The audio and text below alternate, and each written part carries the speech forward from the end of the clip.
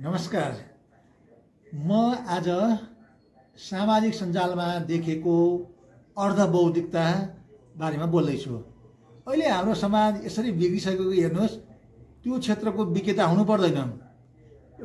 हाम्रो शास्त्रहरू भन्छन् पहिला तपाईले भित्र चिन्तन गर्नुहोस्, त्यसको बारेमा जान्नुहोस्, अनि समाजमा छलफल गर्नुहोस्। त्यो कुरा पुष्टि भइसकेपछि अनि बल्ल सञ्जालमा ल्याउनुहोस्, धेरै मान्छेसँग बाँड्नुहोस् भन्ने सिद्धान्त छ।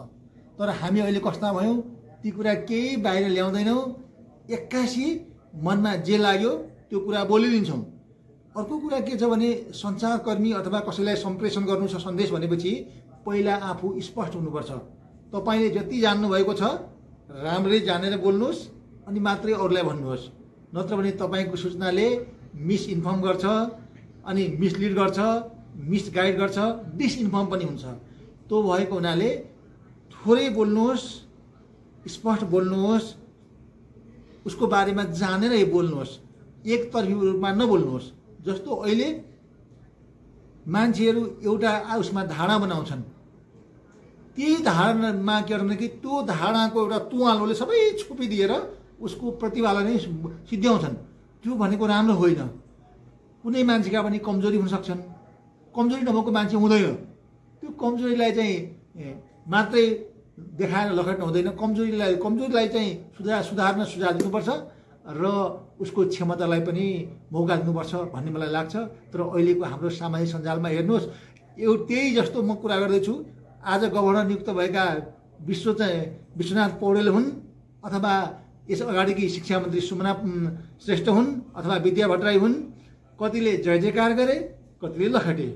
ती दुवै कुरा अतिवादी प्रवृत्ति हुन्। पहिला सुमना श्रेष्ठको चाहिँ क्षमता के हो त्यो बुझ्नुपर्छ, उनले के काम गर्न सक्छिन् त्यो कुराको बारेमा बोल्नुपर्छ।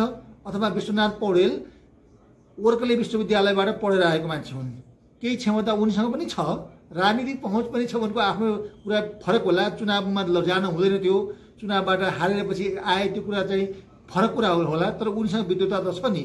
हो, त्यो विद्वतालाई अब त्यो पदमा आइसकेपछि कसरी प्रयोग गर्ने भन्ने कुरामा के क्षमता हुन सक्छन्, उनीबाट राज्यले के लाभ दिन सक्छ भन्नुपर्ने ठाउँमा एक थरी उनलाई देवत्वकरण गर्दैछन्, एक थरी उनलाई के गर्दैछन् भने कामै नलाग्ने, चुनाव हारेरै आएको त्यो सिद्धिएको भन्दैछन्। त्यो गर्नु हुँदैन। यस्ता विज्ञहरू छन् भनेपछि त्यो विज्ञलाई एउटा ठाउँ दिएर, निश्चित दिएर, त्यसले के क्षेत्रमा उसको क्षमता छ त्यो बुझेर उसलाई ठाउँ दिनुपर्छ र त्यसरी चाहिँ मान्छेले आलोचना गर्नुपर्छ भन्ने मलाई लाग्छ। हस्, नमस्कार, धन्यवाद।